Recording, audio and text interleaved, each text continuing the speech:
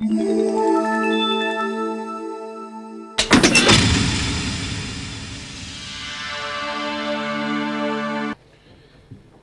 Cordiano, medico del NUSL di Valdagno, invece la sua relazione sarà un po' sulle cause e soprattutto su come prevenire gli effetti della FAS e un po' la situazione epidemiologica. Passo la parola direttamente, se sei pronto.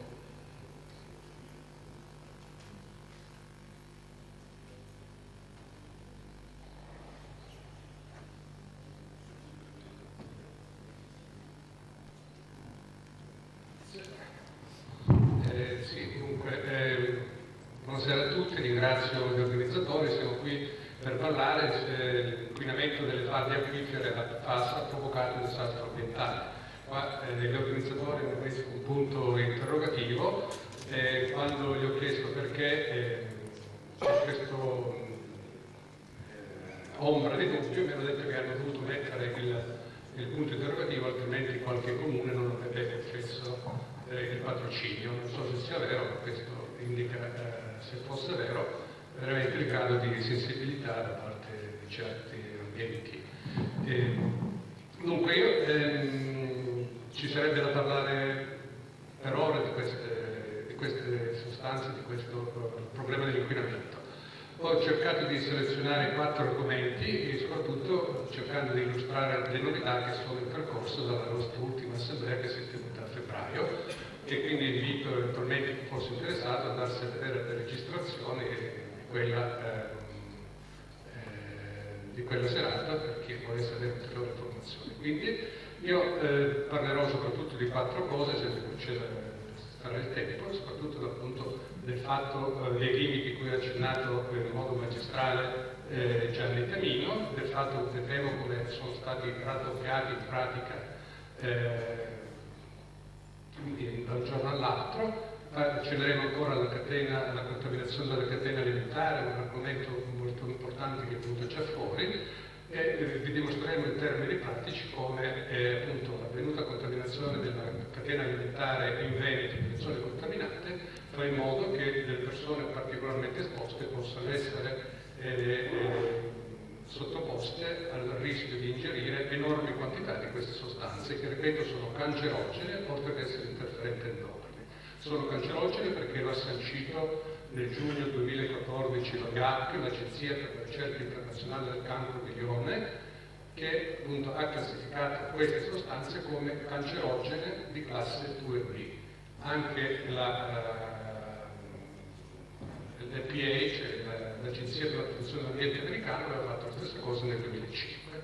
E poi vi accenneremo appunto al fatto che i nuovi FAS, che vengono propagandati come molecole più sicure, più tranquille,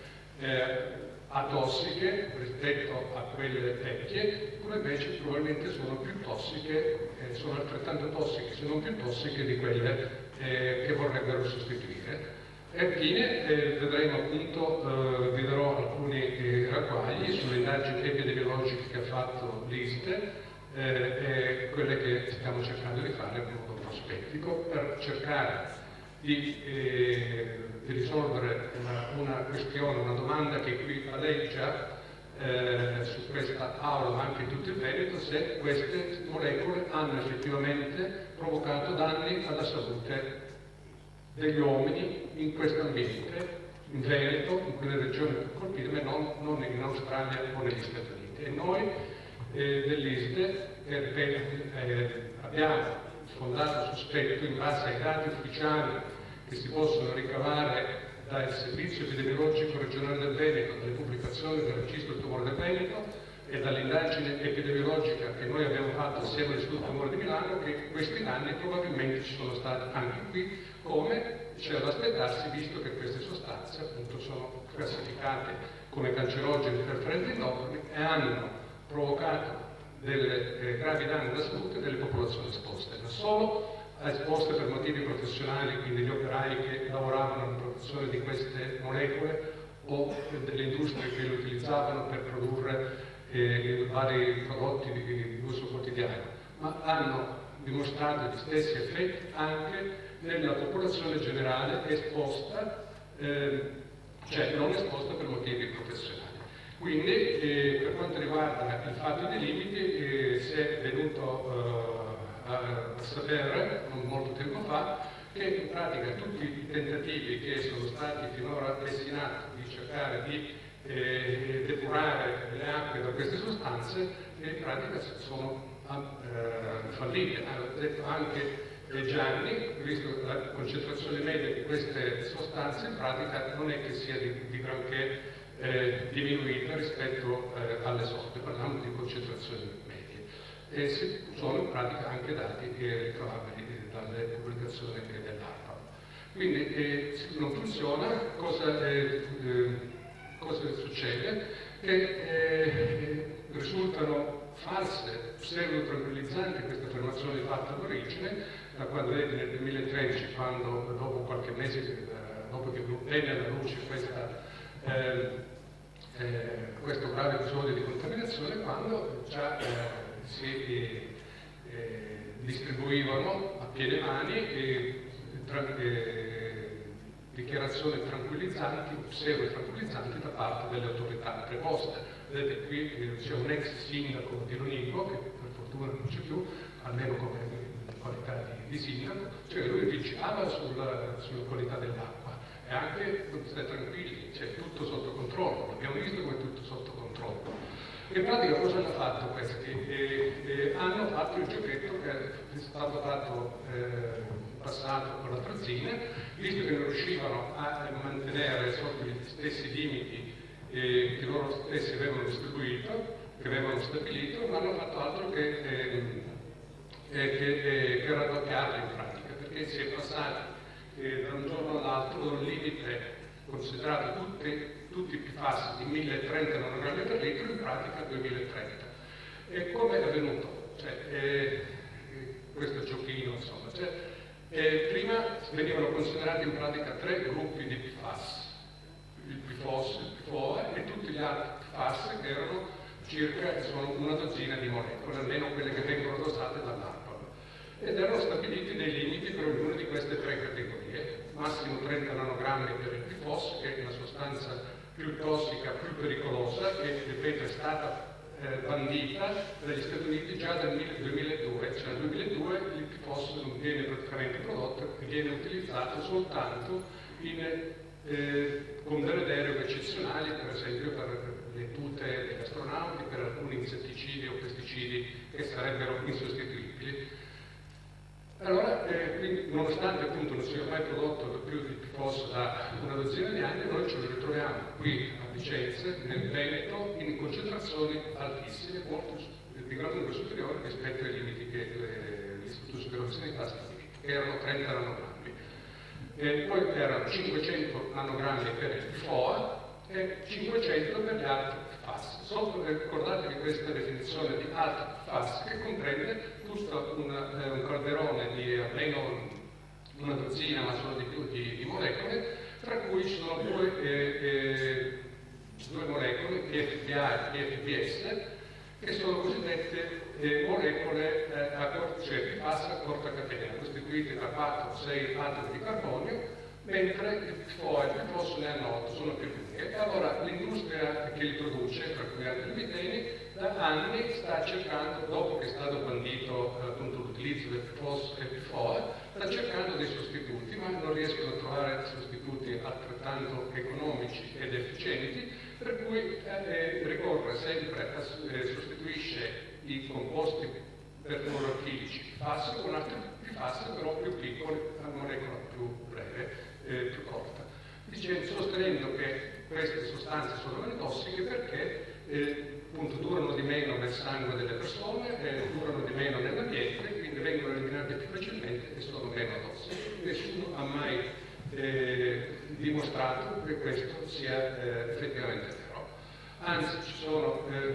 una levata di studi, diciamo, di scienziati famosi che si sono occupati da anni di questi PFAS, che hanno prodotto 2 dichiarazioni, dichiarazione di Helsinger e la dichiarazione di Madrid, in cui in pratica espongono tutti i loro dubbi sulla mancanza di tossicità di queste sostanze, invitano i governi in pratica a fare la stessa cosa che fu fatta con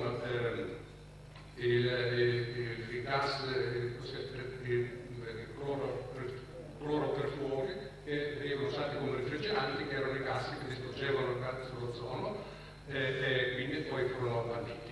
Allora, appunto, questo cosa hanno fatto? Siccome queste molecole più piccole, come vedremo, sono più piccole, ma in pratica non vengono filtrate dai filtri a carbone attivo, non c'è niente che li possa trattenere, e allora pian piano stanno aumentando, le concentrazioni di queste sostanze aumentano nelle acque, nel far di acquifero, nelle acque che voi vedete, che noi beviamo. E allora l'Istituto Superiore di Sanità ha pensato bene invece di vietare l'uso di queste acque, perché già superavano i limiti che l'Istituto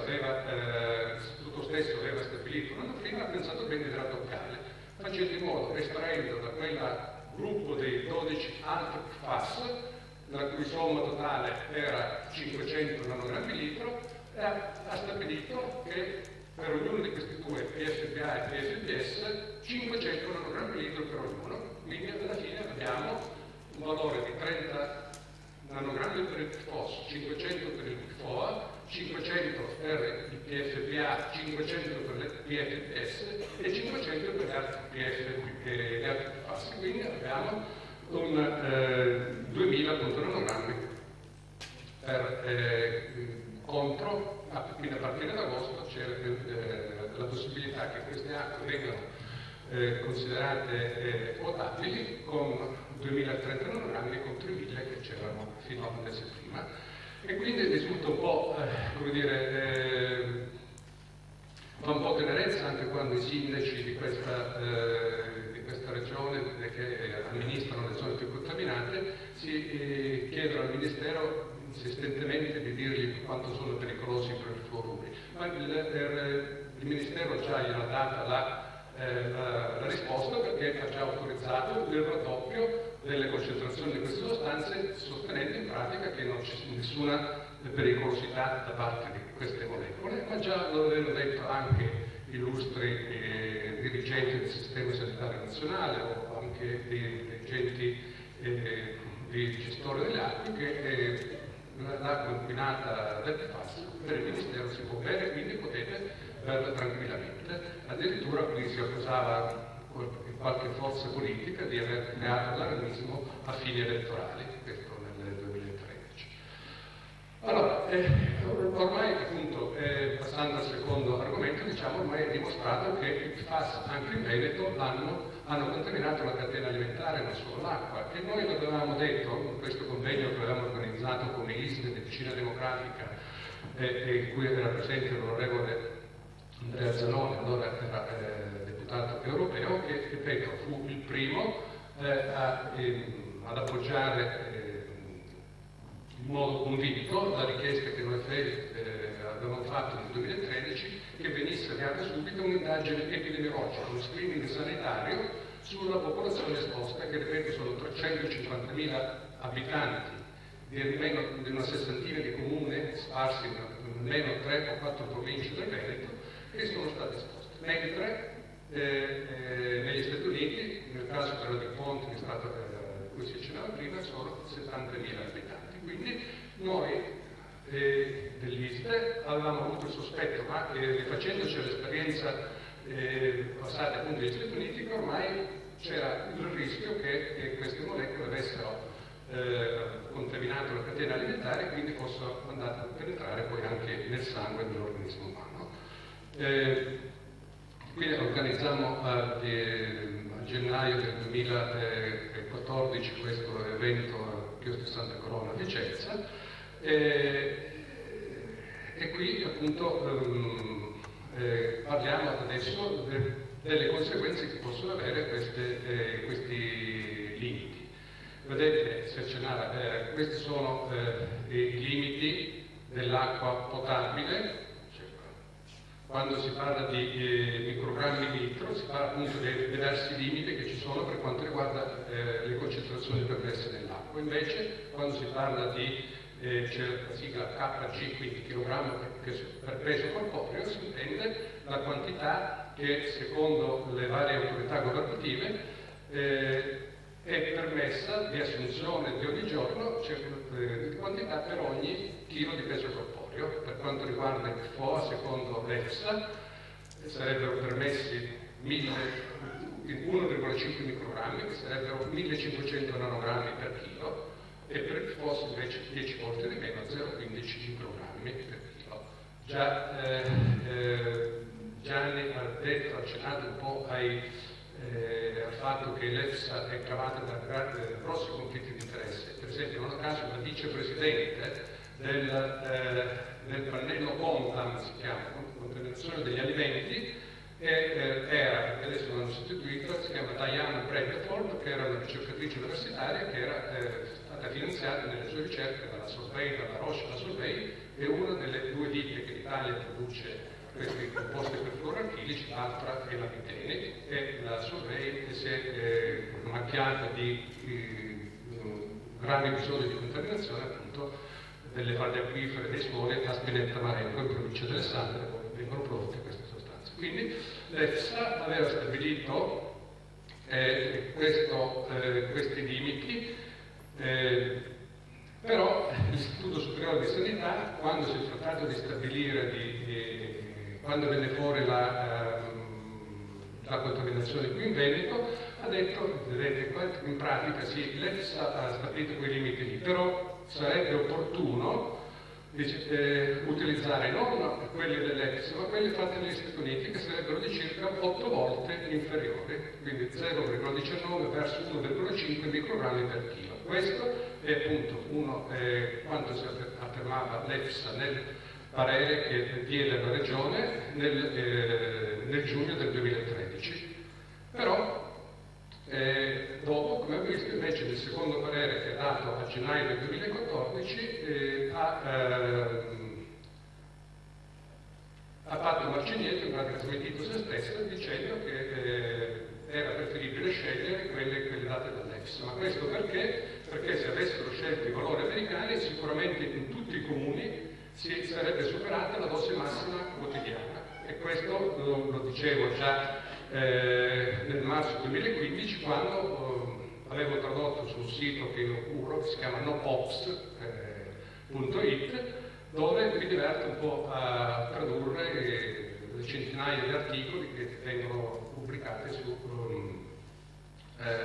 sugli inquinanti, non solo sugli inquinanti organici. Questo è uno studio fatto nel Lago Maggiore, dove quindi ben prima che venisse dimostrata la contaminazione dell'acqua della catena alimentare in Veneto, uno studio fatto sul Lago Maggiore dove anche lì hanno trovato dei pesci con elevate concentrazioni di questa sostanza, analogamente con è successo a Creazzo, quindi a Vicenza, dove sono stati in una pratica un pesce a scarpola, mi pare, avevano trovato concentrazioni di 57.000 nanogrammi per 57.000 nanogrammi per chilo di peso, mentre qui hanno trovato circa 46.000 nanogrammi, quindi molto di più rispetto ad altre zone inquinate. Quindi alla fine, per dire che facendo i calcoli, anche utilizzando la dose, la TDI, in termini inglesi per dire dose tollerabile quotidiana, soltanto se un bambino che mangiasse un etto di quel pesce pescato a Creazzo, nel giorno stesso potrebbe superare di 3-4 volte la dose massima consentita per il PFOS, che ripeto è la sostanza più tossica, più pericolosa. E questo perché chiaramente questi PFOS e i PFAS tutti quanti non si trovano solo nell'acqua, ma appunto si trovano negli alimenti, ma anche con l'aria che respiriamo, perché queste molecole si trovano dappertutto, nei detersivi, nei tessuti impermeabilizzati, e poi vengono ceduti facilmente e quindi si depositano a terra e sono particolarmente pericolosi, soprattutto per i bambini, finché quando gattonano sono esposti respirano aria con maggiori concentrazioni di queste molecole rispetto a quella che può avere una persona adulta. Quindi ancora qui sono maggiormente esposti i bambini che bevono l'acqua delle zone contaminate. Se andate a vedere Un etto di un pesce pescato a Creazzo corrisponderebbe a circa 190 litri di acqua con 30 nanogrammi. 5.700 nanogrammi di PFOS contenuti in un etto di pesce pescato a Creazzo, non a Canicattì, corrisponderebbero a 190 litri di acqua, come se un bambino avesse 190 litri di acqua. Allora, vediamo, a Creazzo c'era un valore di PFOS nemmeno tra i più alti, perché lì erano 580 nanogrammi per litro, stando ai valori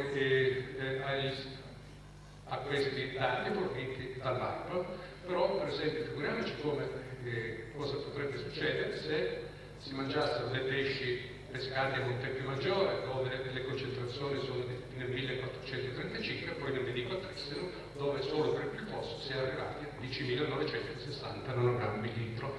Per cui, se c'è qualche sindaco di questi paesi, a quanto pare non c'è nessuno, dovrebbe chiedersi che tipo di acqua, che risposta darebbe a questo bambino, questo sindaco, che tipo di acqua mi stai dando e che cosa mi stai dando da bere e da mangiare, quando, ripeto, bastano pochissime quantità di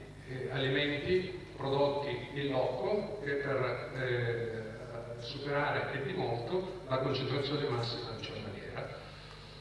Quindi questo è un altro, lo stesso studio che citava prima Gianni, vedete, questo è uno studio spagnolo fatto su persone morte per cause incidentali, in genere, a cui è stata fatta l'autopsia. Sono andati a dosare queste sostanze in vari organi e tessuti e hanno evidenziato come questo studio smentisce categoricamente le affermazioni fatte dall'industria, che sono però fatte proprie, purtroppo, dall'Istituto Superiore di Sanità, dall'EFSA e tutte le agenzie governative. Loro dicono, abbiamo in pratica raddoppiato il valore del PFBA, che è la colonnina in violetta sulla sinistra, quella più alta, e quelli di PFBS abbiamo consentito il raddoppiamento perché questi non sono pericolosi per la salute, questo non è vero, perché esistono studi che dimostrano che i FAS nuovi a corta catena hanno gli stessi effetti per quanto riguarda l'aumento del colesterolo e la malattia delle tiroidi di quelli vecchi, quindi vengono eliminati più facilmente, perché è vero che se noi andiamo a dosarli nel sangue, questi qui, i nuovi FAS, si dimezzano in 7-8 mesi, non in 7-8 ore, 8 mesi contro gli anni di PFOA e del PFAS. Ma forse hanno anche questa breve vita perché spariscono dal sangue, ma vanno a ficcarsi dove? Nel cervello, nei polmoni, nei reni, e quindi si depositano in questi organi principali, soprattutto appunto il cervello, i polmoni, il fegato, i reni, e quindi li rimandano e producono tutti gli effetti tossici di cui si parlava prima. Allora, ed è per tutto questo motivo che noi appunto da anni stiamo cercando di dire che si faccia finalmente uno screening sanitario sulla popolazione. Uno screening come è stato fatto negli Stati Uniti, ripeto, questa richiesta è stata mandata a tutte le autorità. Abbiamo informato nel 2013, misi a studiare la letteratura, perché prima di cominciare a fare opera di controinformazione e divulgazione scientifica, mi lessi tutta la letteratura che cominciai a mandare in giro a tutti i sindaci della provincia di Vicenza e mi rispose solo uno di Chiuppano, e a tutti i deputati di tutti i partiti che erano presenti nel 2013, tutti i deputati e senatori del Veneto, a tutti i direttori generali, a tutti i miei colleghi medici di base dell'US dove lavoro, allora mi rispose soltanto l'ex senatore Zanettin di Forza Italia, dicendo che era molto preoccupato e che ci saremmo rivisti dopo le ferie. Poi probabilmente, visto che per motivi politici non più contattati, insomma, probabilmente visto che non apparteneva alla sua stessa area politica, insomma, quindi non fu più contattato. Quindi l'unico che ci diede una mano all'inizio, appunto, ripeto pubblicamente, è l'ex eurodeputato Zanone, che appoggiò l'Europa la richiesta di fare questo studio epidemiologico, perché noi non eravamo appunto convinti delle affermazioni tranquillizzanti che davano le autorità. Cioè, vedete, i giornali di luglio 2013 parlavano l'acqua si può bere, qualcuno diceva sì, si può bere ma con il filtro, forse con le sigarette. E allora io sul mio blog, il lunedì 22 luglio, ho portato questo è il mio blog personale, rivendico qui la primogenitura, sono stato il primo a cominciare a dare battaglia su questo argomento, opponendomi alla divulgazione e affermazioni pseudo-tranquillizzanti che facevano l'autorità. Dico questo perché su chi gira su Facebook e sui social network vuol dire che qualche esponente di partito l'avrebbe fatto per primo, però gli altri dicono che l'ex consigliere Pettenò presentò la prima interrogazione il 24 luglio, probabilmente dopo aver letto questo mio articolo. Ma perché io ritenevo che queste sostanze fossero pericolose e non mi fidavo di quanto detto dalle autorità? Perché nel 2006 io lessi questa intervista del dottor Riccardo Trebelli, che fa parte di un chimico dell'Istituto Superiore di Sanità e fa parte adesso della commissione tecnica regionale stabilita dalla Regione del Veneto, che parlava di queste sostanze, e era intervistato appunto dal giornalista della Repubblica in seguito allo scandalo, diciamo, del New Ponte, che venne fuori alla luce appunto nel 2003-2004, e nel 2005 il Tribunale condannò la New Ponte a pagare $330 milioni e a finanziare una ricerca sanitaria su queste 70.000 persone. Allora vedete cosa dice il dottor Trebelli, c'era veramente da aver paura, no? Ha effetti cancerogeni, si dimezza molto lentamente e si ritrova dappertutto, addirittura il 92% dei cittadini americani non esposti perché non lavoravano in fabbrica, e si trova persino negli animali selvatici, è vero, si trova addirittura nelle foche, negli orsi polari. E quindi il titolo, diciamo, nel 2015 addio alle padelle antiaderenti, perché appunto gli Stati Uniti prima avevano vietato l'uso del PFOS a partire dal 2002, poi avevano cercato di convincere le aziende ad eliminare anche il PFOA, e quindi anche lì dal 1 gennaio di quest'anno il PFOA negli Stati Uniti non si può più produrre. E allora diceva, il problema è che entrano di questi fasi, si concentrano, finiscono nelle catene alimentari, nelle falde acquifere, diventano ubiquitarie e persistenti. E il giornalista che gli chiedeva ma cosa dobbiamo fare, dice non c'è altra soluzione se non il divieto di utilizzo, come per il DT, non bisogna produrle, non bisogna utilizzarle. E dice non riguarda solo il PFOA ma molte altre sostanze perfluorate. Ripeto, diceva questo dottor Trebelli, che era uno scienziato dell'Istituto Superiore di Sanità che adesso fa parte della commissione tecnica, forse ha cambiato un po' il parere. E allora dice, ma detto questo mi chiedo perché si concentra solo sul cibo quando probabilmente la cosa più importante è l'aria e l'acqua, perché in effetti sono le fonti maggiori di contaminazione. E questi sono gli studi appunto che dimostrano come queste sostanze nella popolazione esposta dalla DuPont sono state trovate queste malattie, 70.000 persone, più frequenti nella popolazione esposta rispetto a quella non esposta, quindi ipercolesterolemia, cancro del rene, cancro del testicolo, malattie della tiroide, ipertensione della gravidanza e colite ulcerosa. Sono questi studi che c'è queste malattie che furono trovate da un gruppo di epidemiologi indipendenti nominati dal Tribunale americano, che fece con tutta una serie di studi condotti e pubblicati dal 2006 al 2012, e fu dimostrato che queste malattie erano da 2 a 3 volte più frequenti nella popolazione che aveva bevuto per 50 o 60 anni l'acqua contaminata. Quindi un episodio simile a quello che è successo qua. Se voi sostituite gli Pont con Miteni e Fiume Aglio con Agno, con quelle, è in pratica la stessa identica cosa. Quindi non si vede perché non si voglia imparare dalla storia, se lì in una cosa che sembra un episodio di contaminazione fa fotocopia di quello che è successo da noi, perché anche la Riva produceva negli anni 60, la di Ponto è cominciata un po' prima, negli anni 50, perché aveva brevettati nel 38 assieme alla Tremi, però anche lì ci sono stati episodi di contaminazione cominciati 60 anni prima, e quei effetti negativi si vedono oggi.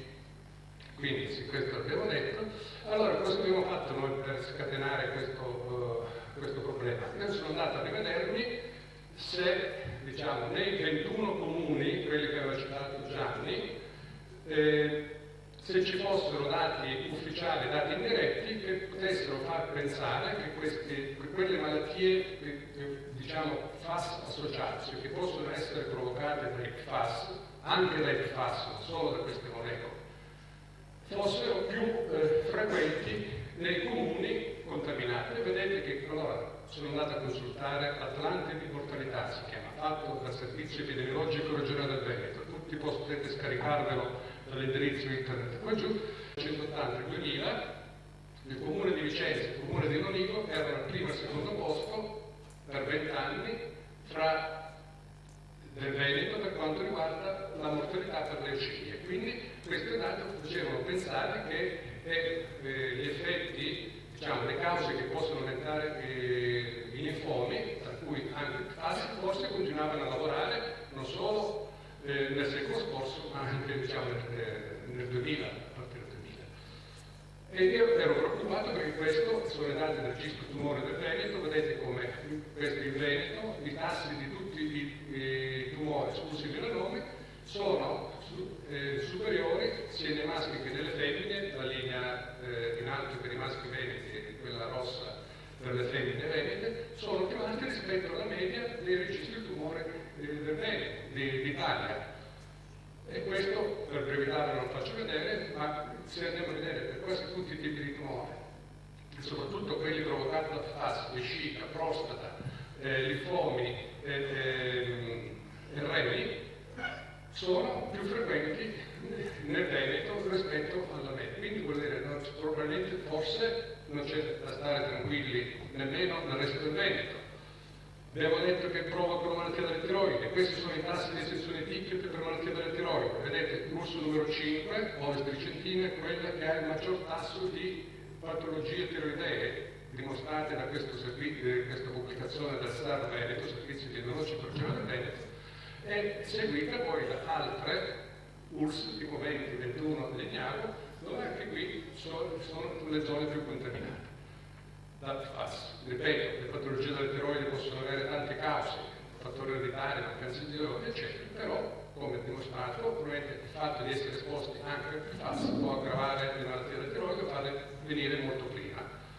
E lo stesso vale per quanto riguarda le conseguenze dell'ipercolesterolemia. Già ha citato lo studio fatto sugli operai della mitene dal professor Costa, che dimostrava che appunto negli operai della mitene c'era un aumento di 10-15 mg di colesterolo rispetto alla popolazione generale, e quindi sapete, il colesterolo è pericoloso perché alla fine va a chiudere, diciamo, le arterie, vedete qua come passare negli anni, e le conseguenze possono essere quindi trombosi, chiusura delle arterie e delle vene che si possono manifestare con infarto, con ictus cerebrale o altri disturbi circolatori. Questa è sempre una pubblicazione ufficiale del Veneto, cui si vede come, sia nei maschi che nelle femmine, l'URSS 5, dove ha sede la Miteni, casualmente è quella che ha il maggior tasso di incidenza e mortalità per ictus cerebrali, che può essere provocata da tanti altri fattori, anche questi, ma anche dall'aumento del colesterolo. Quindi, alla fine, visto che nessuno ci vuole dare i dati, perché noi li abbiamo richiesti a tutti, i dati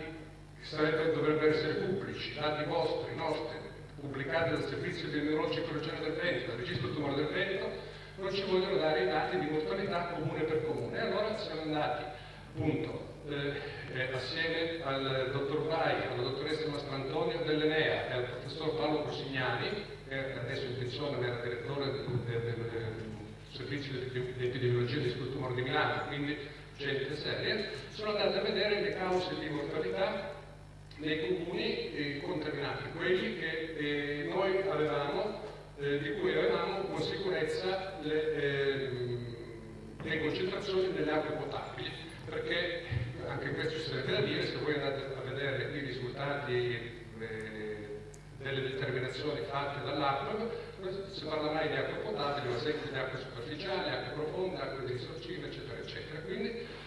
all'inizio siamo andati a trovare i comuni dove noi avevamo dati ufficiali della presenza di queste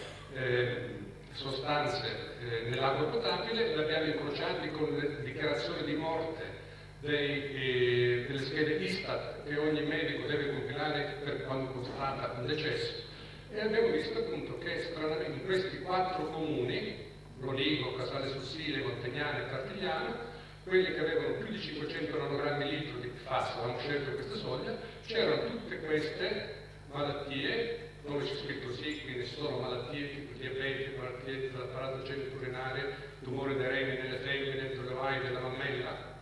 anche linfomi, eccetera. Ma queste malattie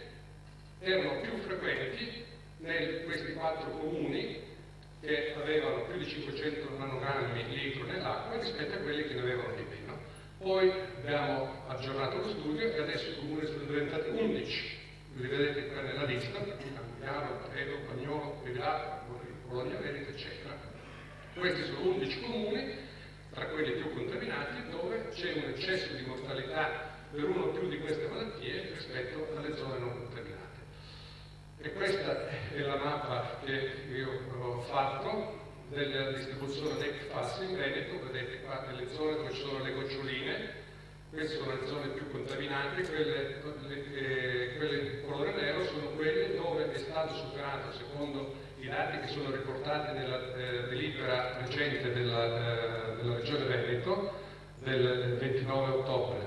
delibera 1517, i puntini neri, diciamo, sono le gocce nere, sono quelle dove si è stato superato tutte e 3 le categorie di PFAS, fosfo e altri PFAS. E poi vedete come in pratica ormai c'è tutto il Veneto è contaminato da questi PFAS, si arriva fino alla laguna veneta, al mare, anche si comincia a partire dalla Laguna. L'unica provincia che sembra essere interessata è quella di Belluno, e quindi anche le acque superficiali e profonde sono contaminate. Questo è l'aggiornamento, finito. Questi sono i dati appunto della DIT. C'è tra impressione dal mio punto di vista sovrapporre questi i comuni dove c'è, vedete, quelli segnati in giallo nella tabellina, sono quelli dove c'è stato un superamento sia di PFOA, di PFOS che degli altri PFAS. E quelli invece dove c'è scritto qui era solo presenti. E adesso quelle sono appunto la provincia di Vicenza e queste di Verona. Vedete come c'è una coincidenza casuale, potremmo dire, no? Del fatto che i dati ufficiali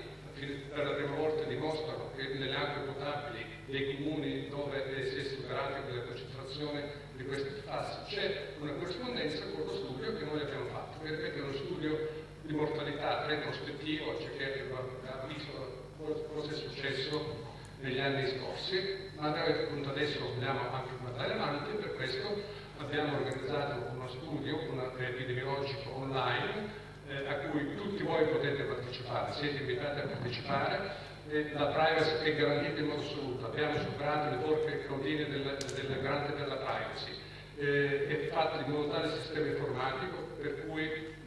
se vi registrate, se partecipate come intervistati per rispondere al sondaggio, i dati vengono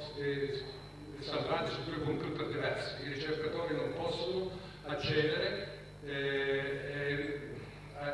dati anagrafici, infatti non si possono identificare chi ha risposto perché viene fornito un codice personale e soltanto in casi eccezionali bisogna chiedere il permesso apposita ai responsabili per poter identificare diciamo, chi ha fatto le dichiarazioni con i codici anagrafici. Questo perché, per farla breve vi faccio vedere, questi sono i primi 30 pazienti che ho messo io in pratica, che ho consigliato di partecipare. Ci possono essere delle incongruenze perché solo due hanno dichiarato di avere malattie della tiroide, però poi invece erano 7 quelli che hanno dichiarato di usare l'Eutirox, che è un farmaco che si usa per l'ipotiroidismo. Quindi in questo caso queste persone poi verranno richiamate quando si farà l'analisi dei risultati per cercare di sanare queste piccole incongruenze. Allora, io all'inizio ho fatto partire un filmato, tutti quanti, se volete, potete appunto registrarvi e siete invitati caldamente a registrarvi. anche se godete di perfetta salute, se siete, vi auguro di avere sempre di godere di perfetta salute, perché i dati delle persone sane potranno essere utilizzati come controllo rispetto a quelle meno fortunate. Quindi io invito anche i sindaci a partecipare, a metterci eventualmente a disposizione delle strutture, perché noi cominciamo a fare questi sondaggi in pratica per strade, gazzetta, eccetera, però gradiremmo che anche le istituzioni ci dessero una mano appunto a non guardare solo indietro ma anche guardare avanti, che ci dessero una mano, ripeto, perché i sindaci sono i primi responsabili e i primi difensori della salute dei cittadini che amministrano. Loro, volendo, potrebbero fare tanto, cioè loro possono chiedere ai servizi epidemiologici del registro tumore del Veneto che gli diano tutti i dati relativi all'andamento, alla mortalità, all'incidenza delle malattie del loro comune. Allora non basta chiedere il rimborso economico, il risarcimento danni alle mittenti, che per me è una mezza passa, poi ne parliamo. Però io come medico invito soprattutto a chiedere che venga salvaguardata la salute dei cittadini che amministrano. E tutto questo si può fare soltanto conoscendo, sapendo se queste sostanze hanno causato danni anche nella popolazione veneta, come hanno fatto dappertutto, e l'hanno fatto a partire dai bambini. Perché non lo cito, però ci sono studi, soprattutto cinesi, perché lì chiaramente adesso ho portato la produzione lì, dove si dimostra che già nei bambini di 8-10 anni un aumento dell'obesità, del diabete e un aumento dell'ipercolesterolemia e dei danni depositi della stenosi della carotide, cioè il restringimento delle arterie, che sono correlate, ci dipendono dalla concentrazione che hanno queste sostanze nel sangue. Pertanto, appunto, io ripeto ancora una volta in questo teatro fui tacciato una volta di essere un allarmista, di creare notizie, di diffondere notizie false e incontrollate, di parlare di aria fritta perché non c'erano studi, però ripeto, io penso di essere in buona compagnia, rifacendomi anche all'esempio di questa Tina Merlin che aveva previsto il disastro del Vajont. Alla fine fu zitta, ma quando alla fine dichiarò, ha detto magari fosse riuscita a turbare l'ordine pubblico, adesso non è allarmista perché nessuno mi ha dato ascolto. Quindi invito tutti voi a muovervi, a alzare le vostre preziosissime natiche e soprattutto a partecipare alle indagini epidemiologiche, avete da fare soprattutto con i vostri amministratori che richiedano notizie e informazioni ufficiali sullo stato di salute del vostro comune, perché il biomonitoraggio che stanno facendo adesso non è assolutamente uno studio che è volto a stabilire e ad appurare le condizioni di salute dei cittadini. E però qui eventualmente ne possiamo parlare dopo, se c'è qualche domanda, vi darò dimostrazione di come questo è uno studio fatto soltanto per dare gusto e prestigio ai ricercatori dell'Istituto Superiore di Sanità con i nostri soldi, ma non c'è una domanda che sia volta ad appurare lo stato di salute dei 140 partecipanti, 140 su 350.000 cittadini che sono stati potenzialmente esposti. Vi ringrazio per l'attenzione.